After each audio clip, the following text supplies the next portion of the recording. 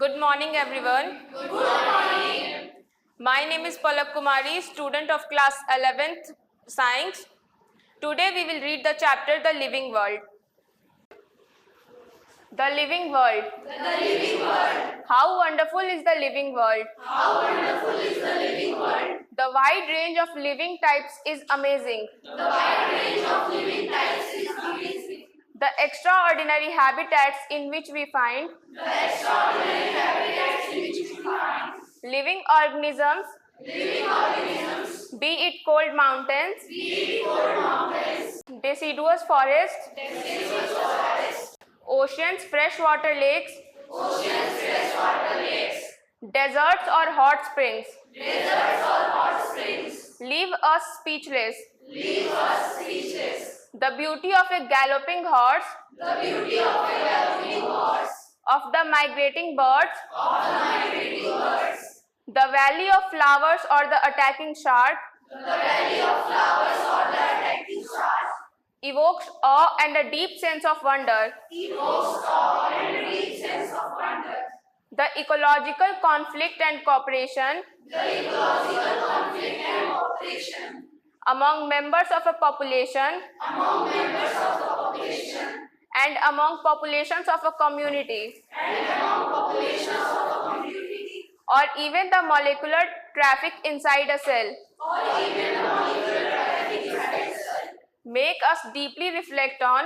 Make us deeply reflect on. What indeed is life? What indeed is life? This question has two implicit. This question has two implicit. Questions within it. Questions within it. The first is a technical one. The first is a technical one. And seeks answer to what living is.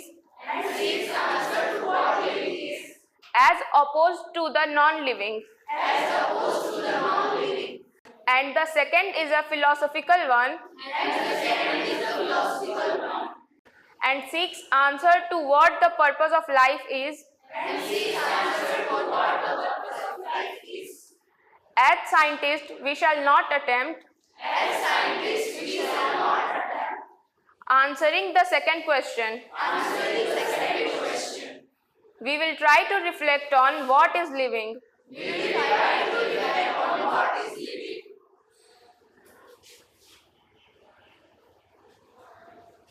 Diversity in the living world. Diversity in the living world. If you look around, you will see. If you look around, you will see. A large variety of living organisms. A large variety of living organisms. Be it potted plants, insects, birds. Be it potted plants, insects, birds.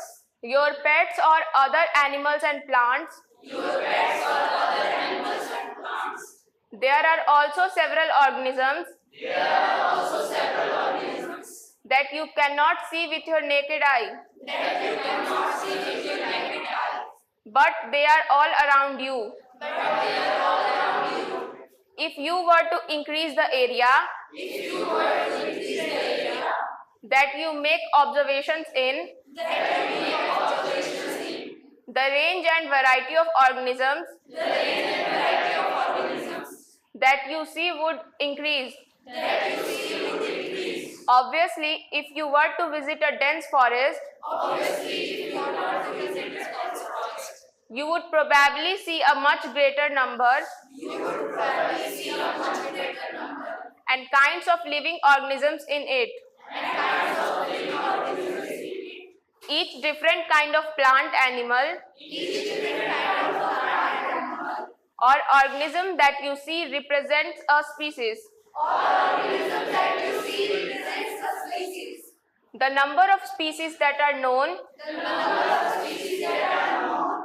And described range between 1.7 to 1.8 million. And described range between 1.7 to 1.8 million. This refers to biodiversity or the number. This refers to biodiversity or the number.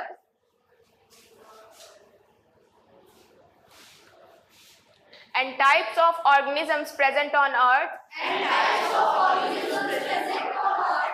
We should remember here. We should remember here. That as we explore new areas. That as we explore new areas. and even old ones, new organisms are continuously being identified. As stated earlier, there are millions of plants and animals in the world. We know the plants and animals in our own area by their local names. These local names would vary from place to place, even within a country. Probably you would recognize the confusion that would be created if we did not find ways and means to talk to each other. To refer to organisms we are talking about. Hence, there is a need to standardize the naming of living organisms, such that a particular organism is known by the same name all over the world. This process is called nomenclature. Obviously, nomenclature or naming is only possible when the organism is described correctly. And we know to what organism the name is attached to. This is identification.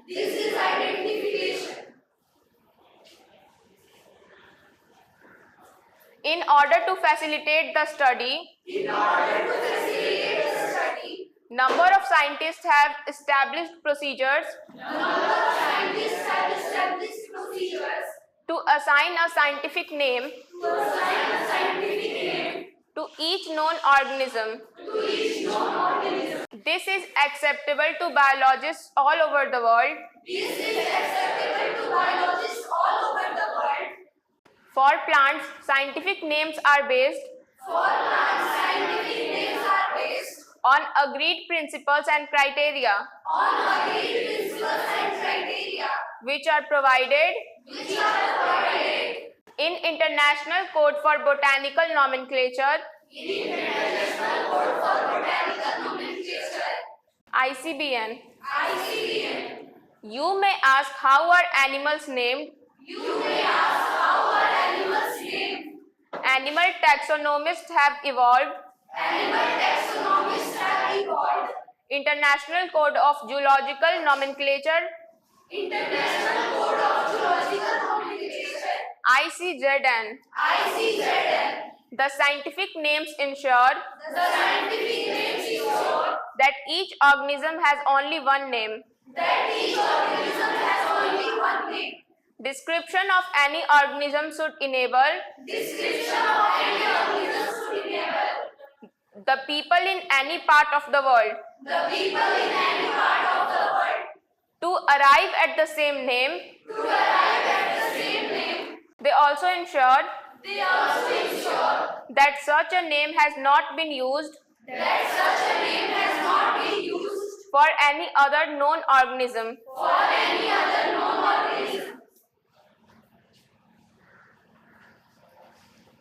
Biologists follow universally accepted principles to provide scientific names to known organisms. Each name has two components. The generic name and the specific epithet. This system of providing a name with two components is called binomial nomenclature. This naming system given by Carolus Linnaeus is being practiced by biologists all over the world. This naming system using a two-word format was found convenient. Let us take the example of mango. To understand the way of providing scientific names better. The scientific name of mango is written as Mangifera indica. Let us see how it is a binomial name. In this name, Mangifera represents the genus, while indica is a particular species or a specific epithet.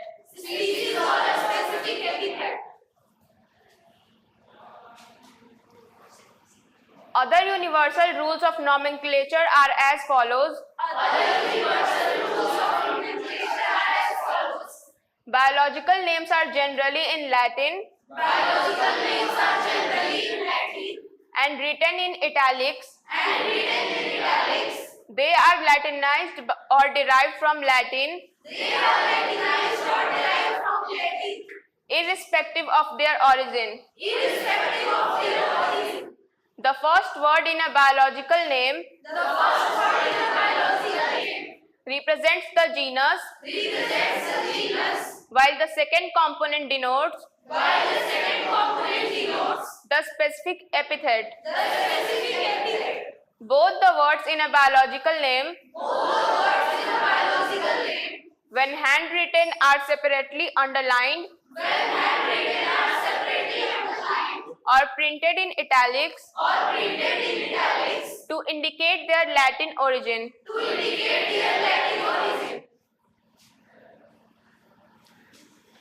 The first word denoting the genus starts with a capital letter, while the specific epithet starts with a small letter. It can be illustrated with the example of Mangifera indica. Name of the author appears after the specific epithet.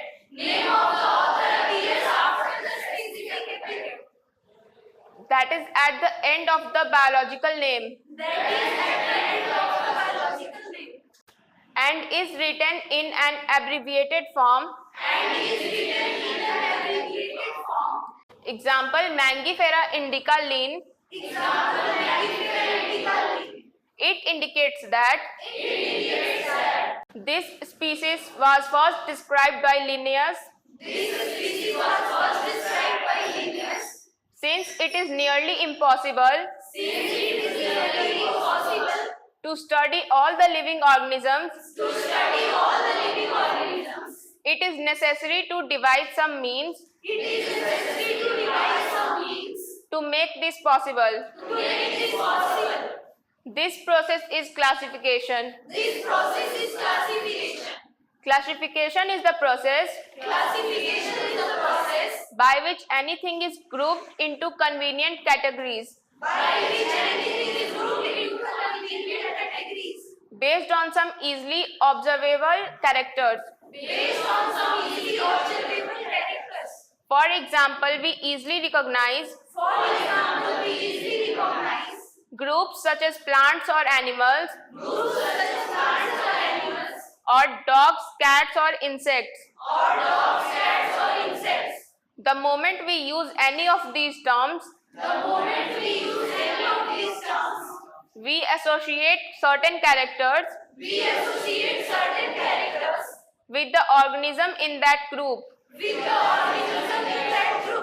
What image do you see when you think of a dog? Obviously, each one of us will see dogs and not cats. Now, if we were to think of Alsatians, we know what we are talking about.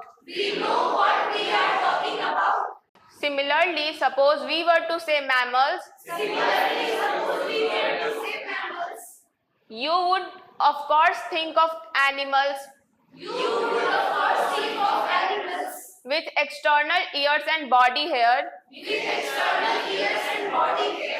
Likewise, in plants, if we try to talk of wheat,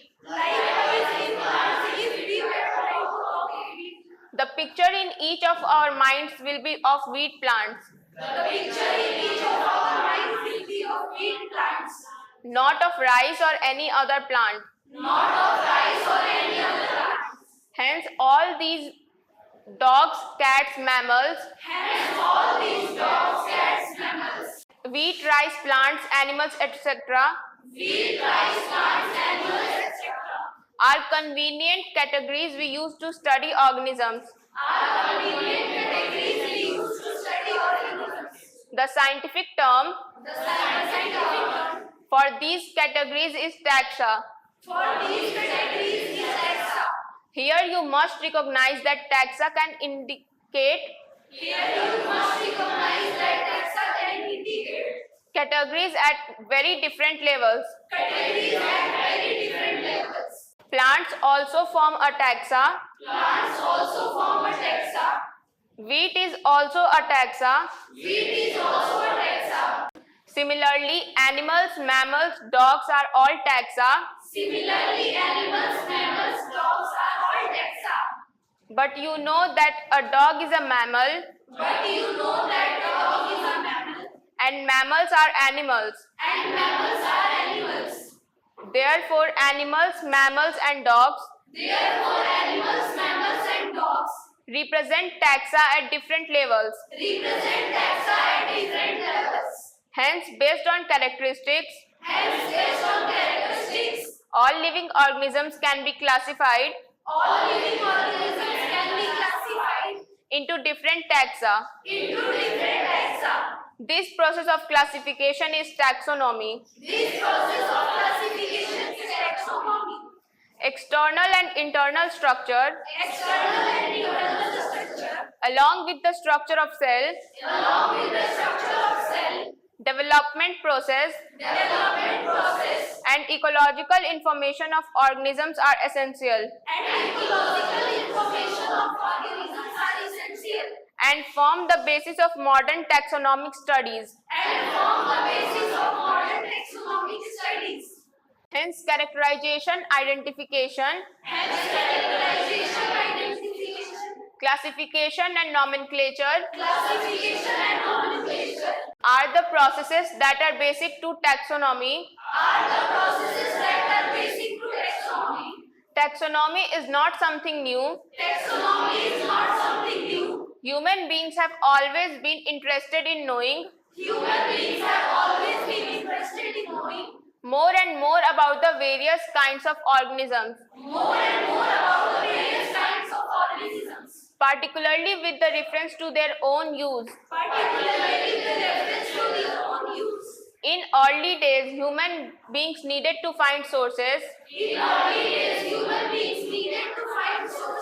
for their basic needs of food, clothing and shelter.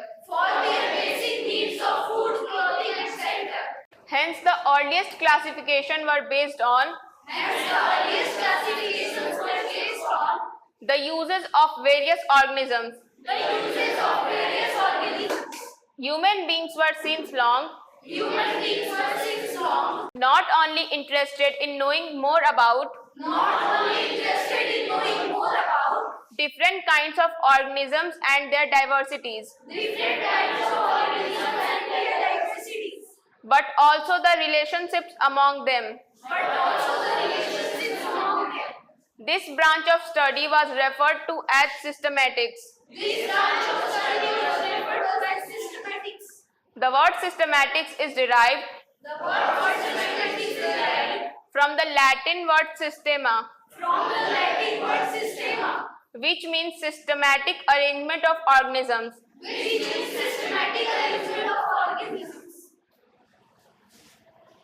Linnaeus used Systema Naturae as the title of his publication. The scope of systematics was later enlarged to include identification, nomenclature, and classification. Systematics takes into account evolutionary relationships between organisms.